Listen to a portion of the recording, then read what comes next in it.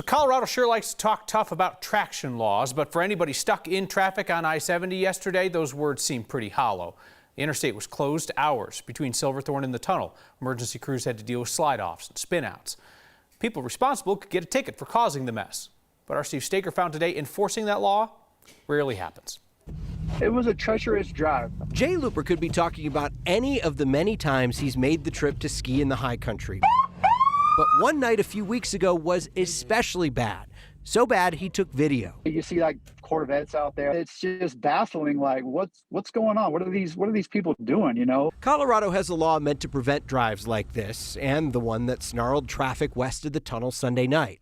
In fact, it was beefed up just a few years ago. Now, if the traction law is in effect, you can only drive if you have chains, you have four-wheel or all-wheel drive, and your tires have at least 3/16 of an inch of tread depth, or if you have snow or mountain tires. We know when traction law is going on, it's going to be a bad day. It's going to be a very busy day. CSP Trooper Josh Lewis says while law enforcement is certainly looking to make sure you're following the law, they've got their hands full in a snow event.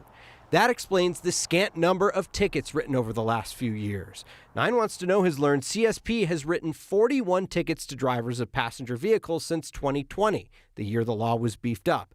27 tickets issued for simply failing to comply, 14 more for failing to have the right tires and causing a road or lane to close, which carries a fine of more than $650. We need to know what their tire tread depth is, if they have the proper tires, if their vehicle is all or four-wheel drive. Lewis says the law is incredibly difficult for overwhelmed officers to enforce, mostly because the conditions are so bad. We're in bad areas where we don't want to duck our head down to be able to check tires to see if they're adequate enough.